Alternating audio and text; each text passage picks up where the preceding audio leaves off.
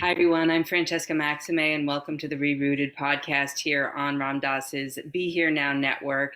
It is November 24th here in the United States. I'm on Unkechaug Land in Long Island, New York, and it is the day before what is for many a day of mourning, a day of honoring, and also a day of gratitude and giving thanks. And so I want to just sort of establish the timing of this and the complexities around this particular day and all of the different versions, if you will, of events, and yet how there really are ultimately no alternative facts, if you will, in this case, around really the difficult history of the United States and the opportunities that arise when we can begin to get real with some of the inner and outer realities that we face. And I am joined by two guests today that can help us really learn more about what those realities are and how to transform from the inside out and the bottom up. My first guest you've heard on ReRooted before, Sarah Peyton. Her website is sarahpeyton.com. Sarah works in different modalities, nonviolent communication, unconscious contracts, different kinds of neuroscience, has written your Resonant Self and your Resonant Self Workbook, and is really just a lovely, sort of addition to the ReRooted family. And we also have Dr. Roxanne Manning, Roxy Manning, and her website is RoxanneManning.com, Roxy Manning, a clinical psychologist and also a nonviolent communications facilitator who loves to guide groups from discord toward values-driven solutions that work for everyone. And the reason why we're talking today and we're coming together is because Roxy's written a book called Antiracist Conversations, and together she and Sarah wrote a book called essentially The Anti-Racist Heart, a workbook, a companion workbook to this Anti-Racist Conversations tome. And as someone who's spent the last few years doing embodied anti-racism work, they're kind of doing two of the things, the two wings. In insight meditation, we talk about the two wings of insight or wisdom and of compassion or of the heart, sort of the left brain, the right brain, the head and the heart in a way. That's sort of the, core of the mindfulness in Buddhist philosophy. And we're sort of doing that here too. We're talking about the rough truths or the difficult truths that Roxy's bringing to the table in her book, and then the integration, as Dr. Dan Siegel talks a lot about, with the actual neuroscience and understanding what's happening in our body and the neuroscience and how to regulate and how to stay with some of these challenges that we are facing because oftentimes they are hard to face and we get a little lost and we can get into fight, flight, or freeze. So we invite you to stay present for this conversation, and I welcome Roxy and Sarah to the ReRooted podcast here on Ram Dass's Be Here Now network. Thank you, Francesca. So let's start maybe with you, Roxy, because you wrote this book, and I want to know a little bit more about your experiences in writing. And feel free to introduce yourself if you'd like, in terms of, I didn't really do my pronouns. They're really she, our, ours, or she, we, us, and, and that kind of thing if you'd like. And I'm a multi-ethnic Asian, Dominican, Italian American woman who's had a lived experience of being white adjacent for the majority of my life. Oh, wonderful. It's great to meet you, Francesca. I like this idea of introducing myself first, because I think that influences why I wanted to write this book. So I'm an Afro-Caribbean immigrant. I came to the United States when I was 7, and my pronouns are she, they. And one of the things that I learned, like when I came to the United States, the whole concept of race was really confusing to me. I didn't know how to talk about it. I didn't know how to address all of the challenges that I was experiencing about it. And even as I grew up, even as I got my psychology degree, it wasn't something that people were really talking about. And I discovered that even with all of our skills, even with the folks I know who are doing nonviolent communication, we get stuck. We really don't know how to respond, both either to tell somebody I don't like what you said and the way that you are treating me isn't actually working for me, or to respond when someone tells us that, right? People go immediately into, there's a lot been said about white fragility. We don't know how to actually respond in ways that create connection and create the possibility for change. And that's part of what I wanted to address. Beautiful. Well, thank you so much for sharing that. And again, this is sort of, like I said, an inside out job in many ways. Yes. And that white fragility can present in so many different ways. I think a name many of us have gotten familiar with is Karen, and the other name Becky around sort of, at least in some ways, and this is, of course, we're being a little flippant, but truly the idea that, it might be difficult and uncomfortable for white people to start to lean in, or white bodied or white skin privileged or light skin privileged people to lean into unpacking, racism. But that discomfort is not a life threat. And that's where you come in, Sarah. Yeah. Understanding. Oh, so beautiful. I love that. Discomfort is not a life threat. Right. Mm. Yeah. I love that. Yeah, yeah. And this most wonderful piece of research that I ran into just yesterday that shows that the more self-regulated we are, the less we are at the mercy of our implicit biases. So the more capacity we have to name what's happening in our own bodies and be resonant with ourselves, the more we have some ground to stand on to begin to address the structural racism that is kind of terrifyingly comprehensive in our North American world. Right.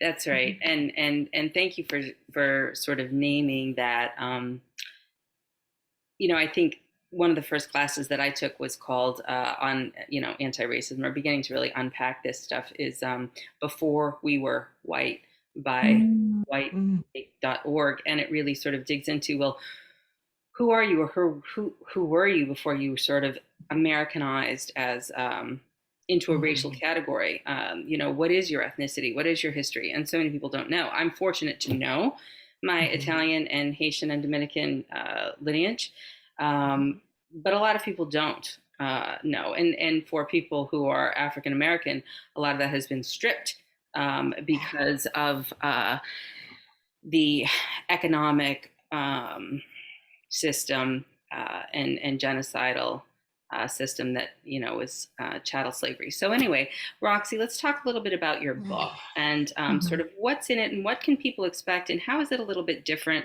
perhaps than other books that people might read on anti-racism? Yeah. So first, I just want to say how touched I am hearing this piece about how much we've been stripped of our identities. And you mentioned like that truth for African American folks. And I think it's true for African descent folks, because as I mentioned, I'm Afro-Caribbean. And so I can hook onto the fact that I'm Trinidadian and I have a little bit of that heritage, but I actually still don't know my heritage, right? Because I don't know where my ancestors came from. I know we ended up in Trinidad as part of the whole slavery movement, but I don't know anything really about my background. And I think that kind of unknowing, that there's an instability there in not knowing exactly who I am and how do I fit into this larger world that's being constructed around me. In terms of the book, one of the things that I wanted people to do, I wanted to start actually with folks from the global majority, folks who identify as being one of the groups that have been marginalized, racially marginalized across the world. And there's so many different ways that we struggle. There's always the question of, do I fit in? And what's the cost of fitting in? And I want people to be really mindful and aware of that. Every single time I have an interaction that deals with race, I'm making a choice.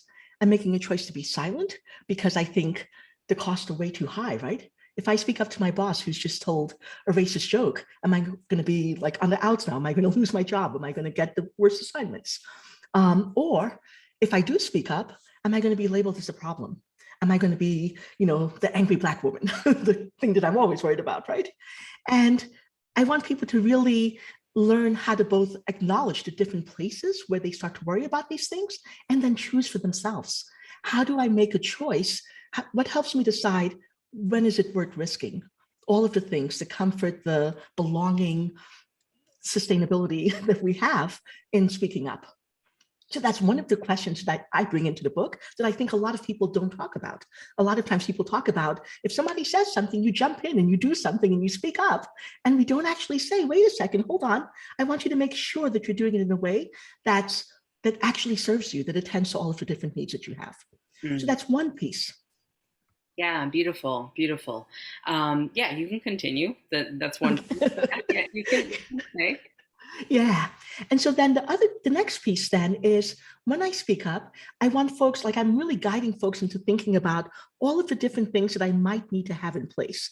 So again, part of what I'm pushing back against is this idea that there's a demand that if something happens, if I'm going to be a righteous Black person, I'm going to speak up and I'm going to say something against it. Instead, I want people to understand what resources do I need and who can I get to like actually be a supportive ally. What are some of the options for me in speaking up? I really talk a lot about calling out versus calling in, because in some ways, calling out's been demonized, like that's the thing that bad people do, angry people do, but calling out has a role. And I want people to really understand that there are times when calling out is completely appropriate and it's the best that we can do. And I also want them to have in their toolbox the options to call in, to be able to say, I'm going to do my own work. Like you mentioned that insight in part, I'm going to do my own work first to understand what's going on inside of me and be able to share that with someone else in a way that invites them to stay in the conversation. So I want people to understand the differences that they might be attending to if they're choosing to call out versus calling in. Right. And I think Sonia Renee Taylor says, can we call on? Mm. How can we really sort of integrate that accountability piece with the sort of not cancel culture and not necessarily just the gathering around, let's kind of be in the space together, which is, of course, a necessary prerequisite, but also this idea of really asking of you, moving toward compassionate action, embodied collective liberation. So, Sarah, maybe you can talk a little bit about how that works and maybe give us an example of what might be a person who might have, I think it was white fragility, was a term you used, Roxy, which is a term many people are familiar with, that understanding the neuroscience and whatnot that comes through in the workbook piece that you've co-written. Anyway, I think you know my question. Yeah, totally. One of the things that seems now, I was just reading a very beautifully written book about climate crisis that's talking about a kind of entitlement, like that there's a narcissistic entitlement among people. They want to think that they're exceptional and that they don't have to be part of the change process. And I think that same exceptionalism is one of the pieces of white fragility, like not wanting anything to change. But I have this other, more compassionate sense of it, where people have unconscious contracts not to participate in systems of harm. And so when they're informed that the system that they're participating in is excruciatingly harmful, then their nervous systems stop dead, because they just can't go any farther because they're hitting their own unconscious contract not to participate in harm. So once people begin to see that and start to understand that that's not a livable vow, that we all live in systems of harm that include structural racism, that include the impact on the planet, then we start to be able to have a more realistic sense of what's possible, and we don't get stopped by our own nervous systems in beginning to explore it. It doesn't devastate us. I mean, it is devastating, but having people lying on the floor in little heaps is not helpful. Right.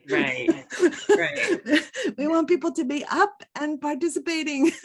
Right. Well, it just reminds me of the child state that shame ultimately is, where we get the locus of control overly internalized, where we're sort of still assuming that we have, sort of agency over all of these things. And of course we do in terms of participatory engagement in the collective, which is why movement building is so important and why you can't, in some ways you have to do this work individually, but you can't do it alone. Right. So you have to do it collectively also. So I mean, like, nobody can really do your own personal inner work, whatever that little, particular box of rocks that we each unpack for ourselves is going to be particular, but that we can't actually move. That's why they're called movements. They're requiring an interlacing of collective energy. So I think too, Sarah, when you're saying, I talk about moral injury a lot as sort of the collective white, sort of fragility, or the, sort of shame around that. And, that being a sort of term that people associate with war veterans when they've come back and they've done harm. And yet at the same time, I think that anyone who lives in this country, and many just, inheritors of settler colonialism that are in the privileged and not the subjugated positions, also carry that moral injury. And so how do we then work with holding the reality of the fact that we've caused harm because we've been born into a system that is necessarily, from a Buddhist lens, samsaric, which is, sort of this, cycle of suffering, but also that, from the Buddhist teaching, that clear seeing is the beginning of the portal of the way out. And then, of course, there's, the Noble Eightfold Path and these other things that the ReRooted listeners may or may not be more familiar with. But from a psychological lens, Roxy, let's talk a little bit more about sort of the ways in which the history of creating an anti-racist heart, sort of is a lot of people like to spiritually bypass, like sort of skip ahead. But yet learning some of the history, I think, is part of what can be what moves us to have that open heart. Can you talk a little bit about how that maybe appears in the book a little bit, or what your own experiences around that are? Yeah, I definitely want to talk a bit about my own experiences as a model. I think one of the things that we need to do is that learning this history is also learning how to kind of move through the stages of grief, right? We're like, there's an innocence that we have as children where we think that we're going to be fully accepted and seen for exactly who we are and the capacities we bring. And that moment of realizing over and over and over again that that's not the case, we have to go through the anger and the denial and all of the stages. And whenever we don't do that, whenever we stop, we actually can get into this really frozen place. And I think that's why we sometimes see people either like insisting that other people who look like them conform to a certain way of being. It's like, if I'm in my denial stage, then I don't want anyone to talk about race because I'm trying to pretend that this doesn't happen. It's like, we need to maintain together. And I get more angry at marginalized folks who talk about it than I do about the people who are perpetrating racism on the folks, right? And so one of the really important things is to get to that stage of grief where it's okay to like really acknowledge and know this is happening and it's terrible. And I could mourn it and I don't have to collapse into my grief, that I can use my awareness to be the impetus to help me start to take action, to think about what are, and this is why I bring in nonviolent communication, what are the needs that I'm trying to address, both the needs as an individual, but also the needs for the collective, because I'm very much about how do we make this better for our groups and not just for individual. Like I can thrive, I can do great as a psychologist, but I'm not thriving if other members of my community are not. So how do I attend to needs at multiple levels? Right, beautiful.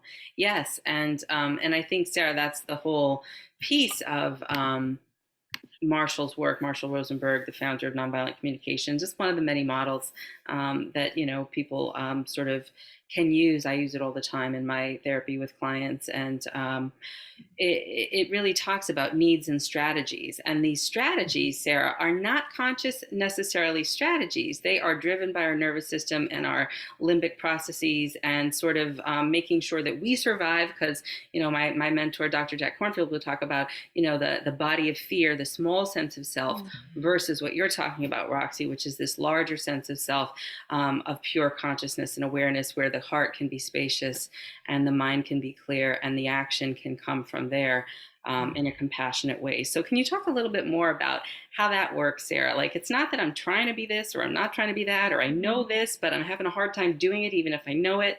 Why do we get stuck there? I think one of the reasons we get stuck there is because we're remarkably short on self-compassion. So we are moving through our lives and we're trying to deal with these really big issues. In this time, we're trying to deal with such big issues. And they're actually, the grief that we have is bigger than the neuronal structure we have to hold it. And we have very little modeling in our world for compassion for ourselves. I mean, wouldn't it be sweet if everybody who runs into a block and says, I don't want to think about structural racism, I don't want anybody to talk to me about it, if that person also had a little voice sitting on their shoulder inside their head that says, oh, honey, of course you don't. Are you exhausted? Just like like a warmth for whatever it is, a warmth for despair, a warmth for helplessness, a warmth for resistance, a warmth for denial. Like that, this is the way to move through those stages, is to bring that gentleness with the self that's so rarely modeled. We get much more modeling of the, God damn it, Sarah, don't be an idiot. You're too sensitive. Get your butt out there, whatever, in whatever way that, yeah. And Go there's ahead. something about what you're saying, Sarah, that's so important, because there are two things that happen, right? Sometimes people hear this warmth and they think, oh, well, that's just enabling, right? If I'm going to be warm to that person, I'm going to enable them to keep doing the thing that they're doing. Right. And I think that's one of the things that's so important, is that we also think about the role of allies, the role of in-group members. So like, as a person of color, I don't want to necessarily be the person offering warmth, but someone needs to be able to do it if we're going to start to create a shift for people. So when we recognize that, we create the space where that can happen, and then still invite people back into conversation. And so now you're talking about doing it from the outside, which is a whole nother thing, because then we need an enormous amount of self-regulation. As somebody who has a deep worry about structural racism and its impacts, if I see somebody who's not worried about structural racism and its impacts, I have to manage a lot of rage and fury to be able to get calm enough to, forge connection and include that person in beloved community and create the world that I really want to live in, which is much more inclusive. Right. And I really hear you, Roxy, that, yes, that, it would be, Dr. Bruce Perry has a nice neurosequential model about regulate, relate, and reason. And I need to get regulated before I can actually hear what you're, before I can sort of take in the information that you're giving me. I have to, my nervous system has to be settled, but that there's something about in the history of whether it's, we could go on and on in terms of the tropes and the implicit and explicit, mammies, nannies, women who work in the kitchen, what is the lineage and the history of Black women, Black Americans, Black people who have brown skin, as opposed to those who are lighter white skin privileged in this racialized society, in this institutionalized, systemically racialized structure, right? We're talking about the ways in which, for at least in this country of the United States, for 350 years, plus that we have had codifications and legalities that have created the structure that no, it's not our true nature. No, it's actually, yes, it is a complete fabrication, and yet the impacts of it are true and real and whatnot. So, we're naming all of this to simply say,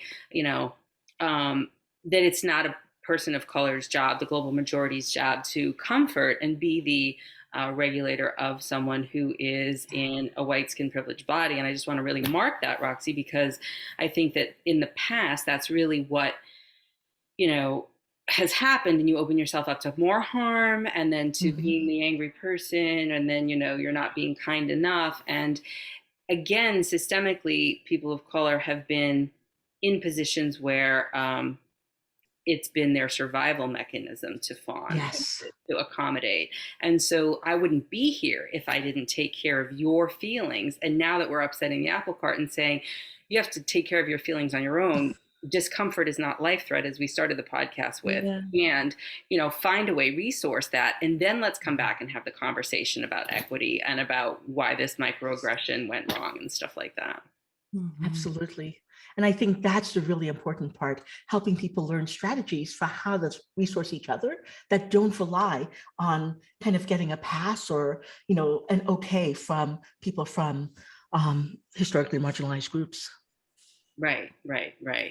And I guess, how does so there's two parts, and the way in which this, just, for listeners who are listening and watching this, this podcast, depending on when it's going to air, it'll either be prior to or post the Kickstarter campaign that they've been using to kind of crowdsource some additional funding, which I also want to talk about, sort of being outside the model of like institutionalized, like publishing, media, all these things are all part of these structures, right? We talk about the prison industrial complex, we talk about, the academia and all these kinds of things, but nothing is immune to the influences of white supremacist delusional culture in terms of, the haves or the have-nots, or who gets access and, to power, privilege, and resources. But in any case, the book that Roxy wrote is in tandem with the workbook that the two of you wrote. And I guess there's sort of a little bit of a sort of challenge around which one is going to be published first. Is the workbook going to be published first, or is the book going to be published first? And so that's why you came up with this crowdsourcing campaign. And the hope is that you'll be able to crowdsource in such a way that the book can come out first, and then the workbook rather can come out afterwards. And tell me why that sequence is important. Either one. We really want Roxy has a very important message, and we want to prioritize it, and we want it to be the focus around which the workbook functions.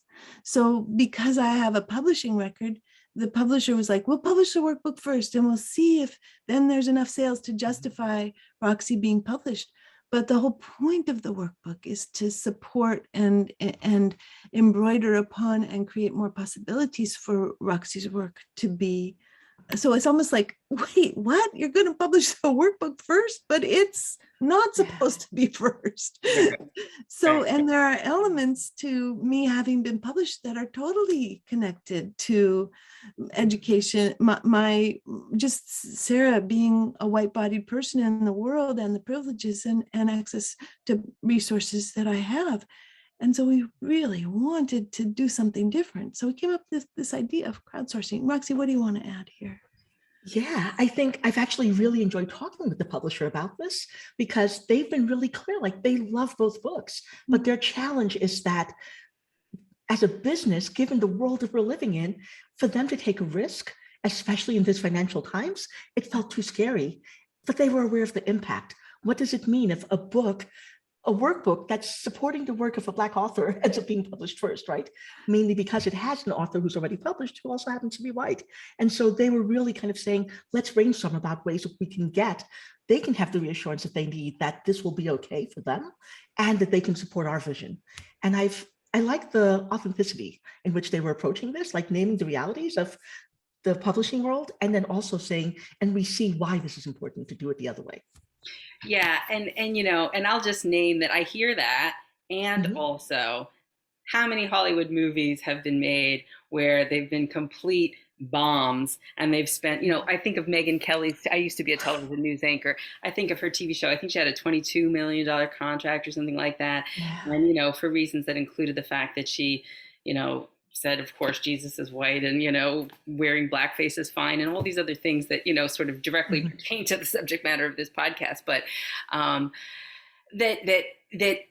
corporations blow money all the time on who they want to. And they take their hits, and they take their losses, and they file for that, and they do their taxes, and they do whatever they need to do in such a way that, so while we want to honor Barrett Cooler Publishing for being willing to bring this, these tomes into the world. Also just honoring that, again, the resourcefulness of Black people to create new opportunities for what we would call mutual aid or collective crowdsourcing and liberation, because the system is set up in such a way that follows maximum profitability, which has been the very reason why chattel slavery even existed in the first place. Exploitation, marginalization, privilege for some at the expense of others. That's the actual system. And so that system is inherited and embedded in the publishing institution. And although they're open to the conversation here, you can see that it's a thin margin, right? And so it's just very interesting to see it live out even as we're here. And I'm glad and I'm hopeful that, things will go as you like, because it certainly makes more sense to me. But these are the ways in which this gets played out. And they could take a risk. You know what I'm saying? Just like anybody could take a risk. Somebody took a risk on Oprah, and look at what she did. Yeah. Yeah, I wish I would be an Oprah, but I completely agree with you. I think it's there's always this fine line of walking, right? I want to acknowledge that absolutely they can take a risk. And when I think about why I've been willing to kind of give them a pass about this, I think it's partly because of the work that they've done. I really celebrate that they're a B Corp publisher, and like they've done things, like they've taken risks with like Adrienne Marie Brown's book. They're doing things. And so I'm kind of thinking, okay, I know that they are willing to take risks with some of this work. And part of, as I'm talking to you, I'm actually going, it's part of my giving them a pass, part of my internalization of this, right? Like, why would they take a risk on me? Which is part of the whole world that we're trying to dismantle. And so complicated issue. Right. And listen, when nobody wants to, in the old days, there was an expression called, you don't bite the hand that feeds you, so to speak. And that was sort of the threat, right? Like, don't rebel. Don't cause a ruckus. Just be nice, be polite. And I think there's room to hold both. I am filled with compassion and love and connection. I am honoring and loving the work that this publisher and other publishers that, are supporting, folks. I think it was Penguin. I was listening to Nicole Hannah-Jones the other day about the 1619 Project book that she just put out. And that's a really powerful collection of essays and photographs and whatnot that, speak directly to the history of race in this country.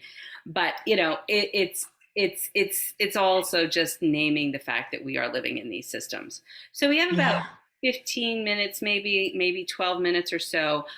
What else do people need to know in terms of what they can expect if they want to engage with this material and how it's unique? Please, Roxy. I'd love you to take that one. Oh, sure. Yeah. So the ways that this material is unique, one of the ways that it's unique, and many authors are also doing this, but there's an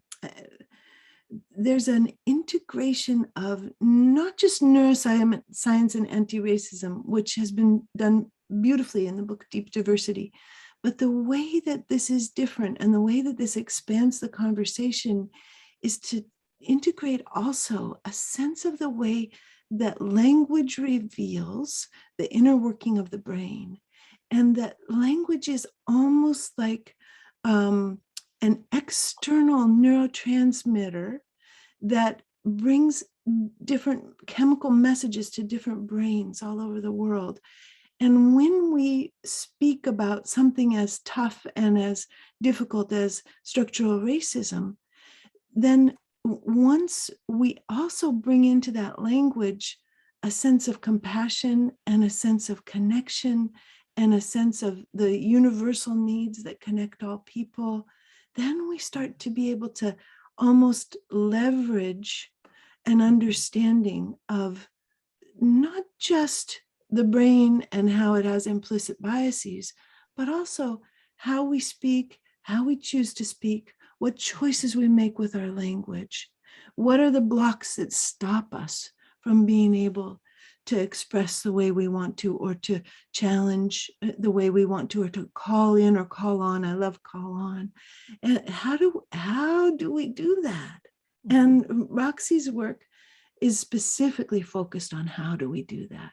And then the workbook will be specifically focused on what are the blocks that occur when we try to do that, and how do we be so gentle and understanding with them in ways that dissolve them, instead of being, like a replication of the entire conflict within our own brains. Because when we're cruel to ourselves, or when we're cruel to others, we're replicating systemic racism on a neuronal level within our own brains. And when we shift into this wider possibility that Roxy's offering us, something very different starts to happen. Beautiful. What would you add here, Roxy? Yeah, what I would add is there's something, a while ago I did a talk at a college for Martin Luther King Jr. Day. And one of the things that the student who was emceeing it said at the end of the talk was she's always loved Dr. King's work. And she kept thinking, essentially, like, he's a god. I could never do that. I could never be the person who would show up with both that kind of fierce, unrelenting speaking truth and doing it in a way that's compassionate.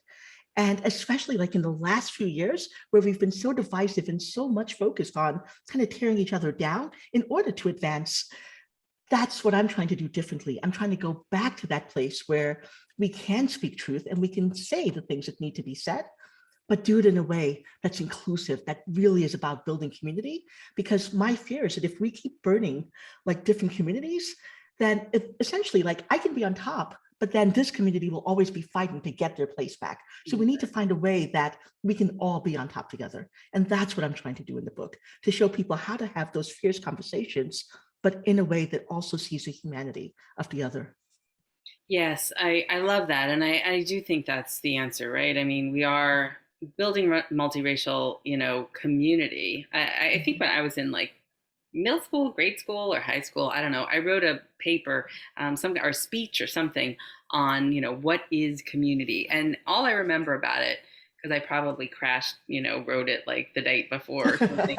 All I really remember about it was that my focus was that community in its truest sense, I mean, we use the word very sort of loosely, but that it's needs-based. It's needs-based, meaning that like it's almost like a link or a chain. And this is way before I knew anything about Buddhism and interdependence and all of these other kinds of things. But that nothing is separate, and that we're and that when I offer you something that I'm able to offer and that comes from a place of natural abundance, and that you're able to receive that, then I trust that whatever it is that you have, that you are gifted with, you will then offer in turn to whomever it is that may need that. And it is in that way that we're sort of linked together, and that forms a community because we are interdependent in the most true way. And I think subjugated and marginalized communities often are truly interdependent in that way because there is more of subsistence level, so that there is more sort of needs based, whereas we have this rugged individualism, sort of nuclear family structure that we have been fed in the Western world around what success is or means. And we're actually these mammals who can't really hold on to a village beyond 150 people and stay easily regulated, and so we're all kind of trying to manage how do we invite in a sense of collective well-being despite these constructed racial differences and the inevitable implicit biases and prejudices that do manifest in harmful and unskillful actions, and hold our sense of positive warm regard and self-esteem and our willingness to have what I call an embodied humility around these issues of leaning into getting curious and being open to something that may be uncomfortable, but also may be emergent and growth producing. Yeah. So we have about 5 minutes or so. Why don't we talk a little bit more about what you feel is the toughest part of the book that you wrote, and what did you have the most joy writing? I think the toughest part is how to really demonstrate that having compassion for people who are doing harm to us is okay, is actually serving my long-term goal. Like when I think about that goal of beloved community, that having that compassion in the moment when I'm grieving, when I'm angry, is helping to build beloved community. And to do that in a way that doesn't, like I said before, feel like I'm giving a pass or I'm absolving people or not actually addressing the issues. Right. And as you're saying that, Roxy, and then I want to hear from you, Sarah, I'm reminded of the story, and I don't remember her name, but it was a Tibetan nun that I think had been incarcerated for decades, and they asked her something when she was freed, what was she most afraid of, and she said that I think, if I'm paraphrasing this correctly, along the lines of that I would lose compassion for my captors or something like that, and that, underscores your, and if I didn't get that story right, don't hold me to it. But I think that's kind of what the moral of that story was, which echoes what you've said. And that's after decades of abuse. Yeah. And that's actually what we all experience, right? We experience decades of abuse going through this society that's so racialized, but somehow we're not going to change it if we can't find a way to hold compassion. Right, which is different from not being able to have a sense of accountability that you're looking for. Exactly. And again, a bringing in. Sarah, tell me about your experiences. You know, the highs and the lows of the work. Yeah. Well, it's interestingly similar, but has a slightly different taste to it, which is how to really want beloved community and be authentic about it and hold my own outrage with enough care that the book really embodies the compassion, Mm. because sometimes I just the fire gets kind of intense, and it really wants to blame people. Yeah. Tell Well, them they're wrong. I heard someone say that, you know, most of the people that do all this neuroscience and trauma work that I do, Mm, they never get to the place of the activism and the engagement that's so necessary. All my mindfulness communities, we like to sit on the oh, cushion and just sort of be in our sati and, you know, have a, oh, well, I know what I'm thinking, even though I'm not caught in my thinking, and that means I'm doing my mindfulness right. But, you know, and I write a check once a year to this organization. And so that means I'm engaged.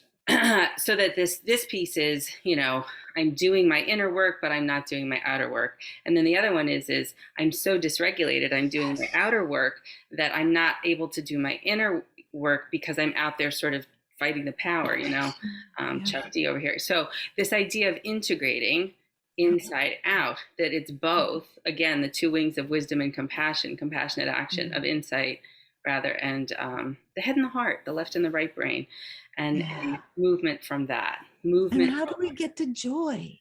You Yeah. know, because it is essentially joyful work. I mean, it's work of inclusion, it's work of expression, it's work of like authentic expression.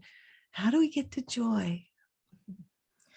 Yeah, I'm so like, I love the way that you just said this, Francesca, this piece around like, how do I actually take action, but from this grounded place, right? From a place where I'm really connected to what's important to me and then to what I'm looking to create in the world, so that we're not just, you know, kind of spinning our wheels and finding inner peace and then still, like, I don't want my inner peace to be that I'm okay with suffering. I want to actually be taking steps to change suffering. Right. And as we kind of again sort of are winding down, I think it's, and I always say this wrong because it's such a multisyllabic name, but Avalokiteshvara, 1,000 arms of compassion. You know, sort of this deity that is sort of this abundant compassion and kindness. And I think that the, you know, in a sexist world, in a patriarchal world, which is embedded in the capitalist, white, supremacist, delusional, you know, patriarchal world, and, you know, this is Audre Lorde's and other folks, you know, sort of ways of framing this sort of carbon monoxide ether that we're inhaling when we're thinking we're inhaling oxygen, that I think that this idea is often the burden of women, or of femmes, or of, you know, those with a sort of a feminine energy that the patriarchy doesn't allow, that it doesn't open to that, and that, you know, sort of uprooting that you can be both in your body, fully embodied with masculine energy, and also recognize the ways in which, just as racism, I think Toni Morrison said racism, you know, is possibly just as destructive, if not more so, to white people, although in an entirely different way, as it is to people of color. That patriarchy is just as, although beneficial to men, just as destructive, if not more so, as borne out by the research with suicide rates and you know, all of these kinds of things, depression, alcoholism, addiction, as it is to women. So it's in our mutual interest. It's in our best interest. Yes. In our personal and our collective. You're not doing this for anyone else. Yes. So parting thoughts or words before we head off? Total gratitude, Francesca. Thank you for having us with you. And this is my first time meeting you. I enjoy the breadth of knowledge that you're bringing to this conversation. Thank you. Thanks. I'm a what's the word? verbose. I don't know. Yeah, that too. But I'd say encyclopedia instead. well, it's a real joy. RoxanneManning.com and Sarah, SARAH, Peyton, PEYTON.com. Anti-Racist Conversations is the book that Roxanne has written, and the companion workbook, The Anti-Racist Heart, is the one that Sarah and Roxy have co-written. And find their web pages, try to, support the work, and we'll look forward to when the publication date comes around real soon. And thank you for moving us into a space of collective liberation. Thank you.